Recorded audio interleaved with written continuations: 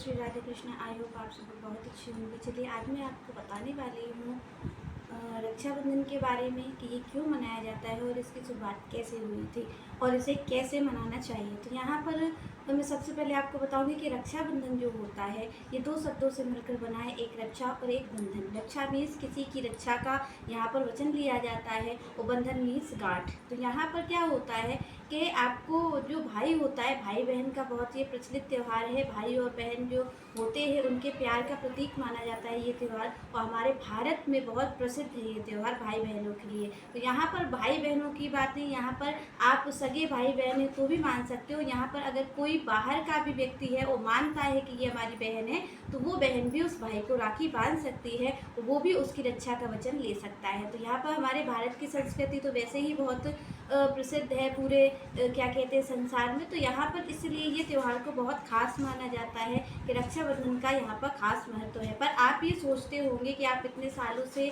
इस त्यौहार को मनाते आ रहे हैं, पर इसकी शुरुआत कैसे हुई, किसने इसकी शुरुआत की थी, कैसे इस रक्षाबंधन को हमने कैसे जाना और कैसे इसकी शुरुआत हुई। तो यहाँ पर मैं आपको यही बताने वाली हूँ कि रक्षाबंधन की शुरुआत किसने की थी। तो यहाँ पर दो कथाएं प्रचलित हैं, यही दो कथाएं मैं आपको बताऊंगी। कि पहली कथा है राजा बलि की। तो राजा बलि की जो आप जानते होंगे, राजा बलि महादानी बलि जो थे उन्होंने भगवान के लिए, जब भगवान ने 3 लोक पग भूमि मांगी थी कि 3 पग भूमि हमें दे दो, तो उन्होंने सर्वस्व अपना दान कर दिया था। तो यहाँ पर आपको पता ही होगा कि उन्होंने सर्वस्व दान करने की वजह से जो नारायण हैं, विष्णु हैं, उन्होंने ये वचन उनको दे दिया था कि वो उनके द्वारपाल बन करके हमेशा के लिए रहेंगे। ऐसा वचन भगवान ने बलि को दे दिया था, क्योंकि बलि ने उनके लिए सर्वस्व दान कर दिया था, अपने आप को भी दान कर दिया था। इससे खुश होकर के भगवान ने उन्हें ये वचन दे दिया कि मैं आपके द्वारपाल बन के हमेशा रहूँगा। तो ऐसा हो गया और भगवान वहाँ द्वारपाल बन के रहने लगे। पर हमारी लक्ष्मी जी को चिंता हुई, क्योंकि भगवान जो थे वो बैकुंठ छोड़ करके बलि के द्वारपाल बन गए थे, इसलिए भगवान बैकुंठ में नहीं रह पा रहे थे। इसलिए यहाँ पर फिर लक्ष्मी जी परेशान हो गई कि क्या किया जाए, अब भगवान को कैसे वापस लाया जाए, क्योंकि भगवान तो वचनबद्ध है, भगवान तो वापस नहीं आ सकते। इसलिए फिर नारद जी ने उनको एक यहाँ पर सुझाव दिया कि आप ऐसा करिए कि आप यहाँ पर जा करके राजा बलि को और राखी बांध दीजिए। और राखी बांधने पर, क्योंकि आप जानते हैं जब बहन राखी बांधती है भाई को तो उपहार में कुछ भाई देता है, बहन को अधिकार होता है उस दिन मांगने का कि बहन कुछ मांग ले।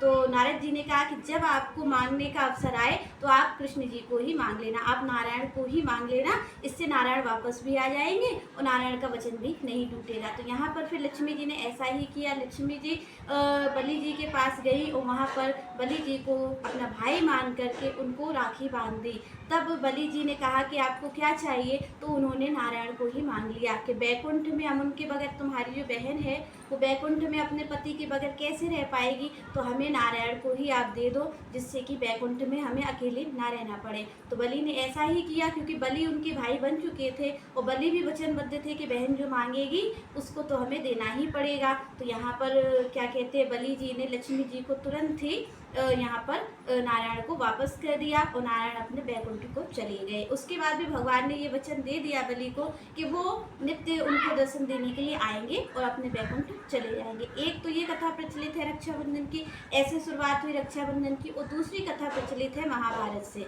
जब आप जानते हैं कि जो श्री कृष्ण थे उन्होंने महाभारत में शिशुपाल ने बहुत उनको गालियाँ दी थी। उन्होंने ये कहा था कि अगर 100 गालियाँ पूरी हो जाएंगी उसके बाद वो उनके सिर को काट देंगे, उनका वध कर देंगे। तो ऐसा ही हुआ कि भगवान को वो गाली देते रहे, उस शिशुपाल का वध कर दिया नारायण ने। तो जब श्री कृष्ण ने शिशुपाल का वध कर दिया तो क्या हुआ कि उनका वध करते वक्त जो श्री नारायण की उंगली थी वो उंगली उनकी कट गई थी।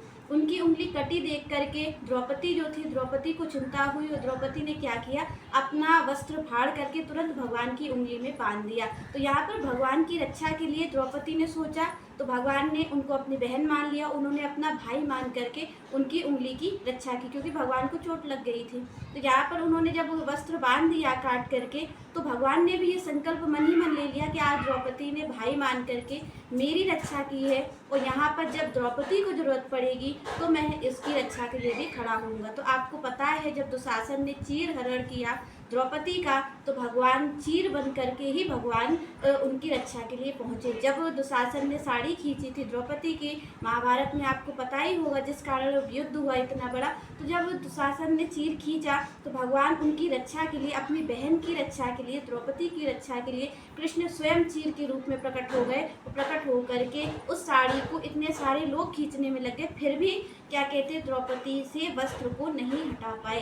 तो यहाँ पर भगवान ने अपनी बहन की रक्षा किस तरीके की, चीर बन करके भी उन्होंने रक्षा की। तभी से ये त्यौहार प्रचलित हो गया रक्षाबंधन का, कि हर बहन अपने भाई की रक्षा के लिए एक रक्षा सूत्र बांधती है, और भाई भी अपनी बहन की रक्षा के लिए ये वचन लेता है कि इसको जब भी ज़रूरत पड़ेगी मैं इसकी रक्षा के लिए उपस्थित होऊंगा। तो